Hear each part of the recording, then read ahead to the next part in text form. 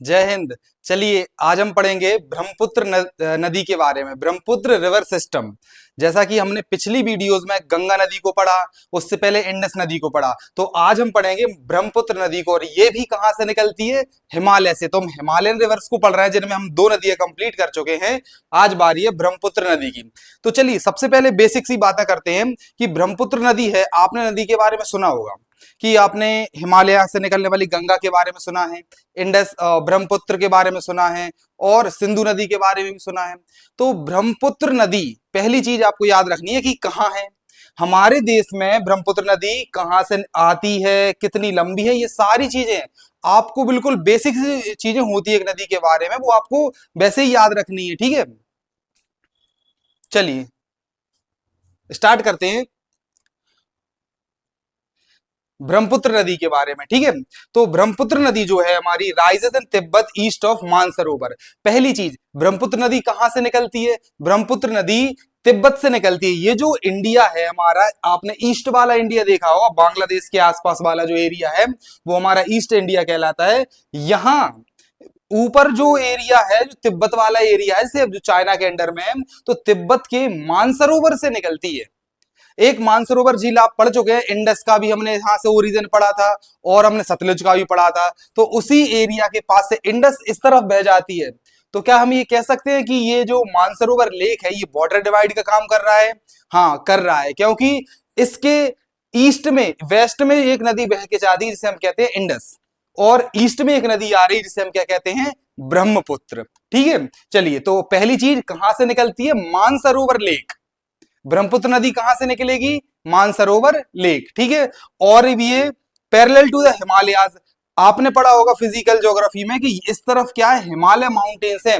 अब इसीलिए अगर हिमालय नहीं होता तो क्या होता है? सीधी इंडिया में यहीं से बुला लेते हम उसको, लेकिन क्या करें, बीच में कौन है? हिमालय पर्वत खड़ा हुआ है। तो ये हिमालय पर्वत के पीछे से पैरेलल बहती है, और पीछे हिमालय पर्वत के पीछे वाला जो एरिया है ना, थोड़ा सूखा है, इसीलिए इसमें वहां पर बहुत ज्यादा पानी नहीं रहता। जितना बर्फ से मिल जाता है उतना पानी वो लेके आती है, और पैरेलल बहती है। यहाँ हिमालय है तो हिमालय के पैरेलल बिल्कुल ये बहती बहती आएगी। और इस यहाँ पर एक पर्वत है जिसका नाम है नामचा बरबा। नामचा बरबा के पर्वत है, और उसके पीछे से उसको मिल जाती है जगह।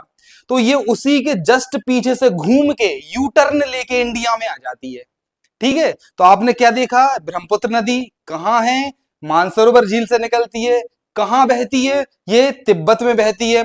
और हम तो इसे ब्रह्मपुत्र कहते ही हैं, लेकिन तिब्बत के लोग थोड़ी ब्रह्मपुत्र कहते होंगे। चाइना में इसको बोलते हैं सांगपो। सांगपो, इस नदी का नाम क्या है चाइना में? सांगपो। और जैसे ही ये हमारे अरुणाचल प्रदेश में एंटर करेगी, सबसे हमारा ईस्टर्न मोस्ट जो स्टेट है वो है अरुणाचल प्रदेश। ठीक है, तो हिमालय की पैरेलल बहती है, यू टर्न लेती है कहां से? नामचा बरवा। इसकी हाइट लगभग 7,757 मीटर। ठीक है, इसकी हाइट है, और वहां से ये यू टर्न लेके इंडिया में आती है, क्योंकि उसके पीछे से उसको जगह मिल जाती है। ठीक है, अब इंडिया में आई, सबसे पहला स्टेट कौन सा मिलेगा उसे? अरुणाचल प्रदेश। अरुणाचल प्रदेश में से क्या बोलते हैं? दिहांग। चाइना में क्या बोल रहे थे? सांगपो। ठीक है, तो दिहांग कहते हैं। जैसे ये इंडिया में आती है, कुछ छोटी छोटी नदियां इसमें और मिलती हैं, क्योंकि हम पढ़ रहे हैं रिवर सिस्टम। सिस्टम मींस एक नदी में बहुत सारी नदियां जो आके मिली, उस पूरी नदियों का ग्रुप। ठीक है, चलिए जैसे दिवांग, लोहित, और भी ऐसी नदियां हैं, इसमें दिवांग और लोहित ऐसी नदियां आके मिल जाती हैं। अब जैसे जैसे ये अरुणाचल प्रदेश से और आगे आई, तो अब आएगी असम वाले एरिया में। ठीक है, असम से आएगी मेघालय वाले एरिया में। ठीक है, तो ये जो एरिया है, आप अगले चैप्टर में पढ़ेंगे, आप रेनफॉल वाले में, कि भारत में सबसे ज्यादा वर्षा इसी स्टेट, इन्हीं राज्यों में होती है। तो इससे क्या पता चला? जब हमने देख लिया कि ब्रह्मपुत्र में पहले तो पानी नहीं था, हिमालय के पीछे से आ रही थी, लेकिन जब वो भारत में आई और असम और मेघालय जैसे राज्यों तरफ आती है, तो इस वाले एरिया में बरसात बहुत होती है हमारे देश में। और हम एक फैक्ट बताते हैं आपको, पूरी दुनिया में सबसे ज्यादा अगर कहीं बारिश होती है तो हमारे भारत के मेघालय राज्य के मौसिनराम शहर में होती है। ठीक है, ये चीज आप याद रखना। तो ये जो एरिया है, यहाँ सबसे ज्यादा बारिश होती है, और बारिश की वजह से क्या होता है? ब्रह्मपुत्र नदी को बहुत ज्यादा पानी मिल जाता है, और ये बहुत विशाल हो जाती है।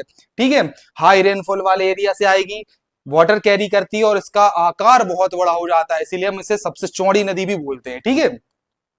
और जब बरसात का सीजन आता है तब इसमें जो इतना पानी हो जाता है कि इसकी जो किनारों से बाहर हो जाता है और उससे बाढ़ आती है। और असम, ये सब इन वाले एरियाज में ब्रह्मपुत्र नदी की वजह से आसपास के एरिया में बहुत ही ज्यादा, मतलब कह सकते हैं कि परेशानी होती है लोगों को, बाढ़ आ जाती है, बहुत ही ज्यादा परेशान होते हैं लोग, ठीक है। तो ये हमने पढ़ा। आगे हमने देखा अब ये नदी मैदानी क्षेत्र में जब आती है तो बहुत ज्यादा रिवर आइलैंड बनाती है, क्योंकि अलग अलग जगह से बहती है। जैसे यहां से बहती हुई आई, कुछ एरियाज में इधर भी आ जाती है, तो बीच में कोई क्या बन जाते हैं, आइलैंड। और नदी पर बनने वाला आइलैंड का नाम है माजुली, और ये सबसे बड़ा आइलैंड है पूरे भारत में, ठीक है। चलिए आगे बढ़ते हैं। और ये कहाँ आ जाती है, बांग्लादेश। किस देश में इंटर करेगी इंडिया के बाद, बांग्लादेश में आ जाती है। और बांग्लादेश के लोग इसे क्या बोलेंगे, वो ब्रह्मपुत्र नहीं बोलेंगे, वो इसे बोलेंगे जमुना। क्या बोलेंगे, जमुना। ये आपको हमने पिछली वीडियो में बताया था। और भी जैसे गंगा के बारे में अगर आपको पढ़ना है तो आप हमारी पिछली वीडियो देख सकते हो, उसमें पूरा विस्तृत रूप से गंगा को बताया गया है, ठीक है। अब ये जमुना कहते हैं, और जमुना के किस में मिलती है, गंगा में। और गंगा और ब्रह्मपुत्र दोनों मिलके जो एक नदी बनी है आगे, इसे कहते हैं मेघना। मेघना। अब आपके लिए क्वेश्चन है, आप बताइए गंगा नदी को बांग्लादेश में क्या, किस नाम से जाना जाता है, कमेंट बॉक्स में आंसर लिखना है, ठीक है। चलिए, तो ब्रह्मपुत्र नदी और गंगा नदी आगे मिलके क्या बन जाती है, मेघना। और आगे चल के ये बे ऑफ बंगाल में ड्रेन होती है और दुनिया का सबसे बड़ा डेल्टा बनाते हैं जिसका नाम है सुंदरबन। तो आपने ब्रह्मपुत्र नदी के बारे में आज क्या क्या सीखा। पहली चीज, ब्रह्मपुत्र नदी कहां से निकलती है, ब्रह्मपुत्र नदी तिब्बत के मानसरोवर लेक के पास से निकलती है, इसे चाइना में सांगपो के नाम से जाना जाता है। और नामचा बरवा पर्वत से यूटर्न लेके अरुणाचल प्रदेश में एंटर करती है, जहां इसे दिहांग नाम से जाना जाता है। फिर दिवांग और लोहित जैसी ट्रिब्यूटरी से ज्वाइन करती हैं।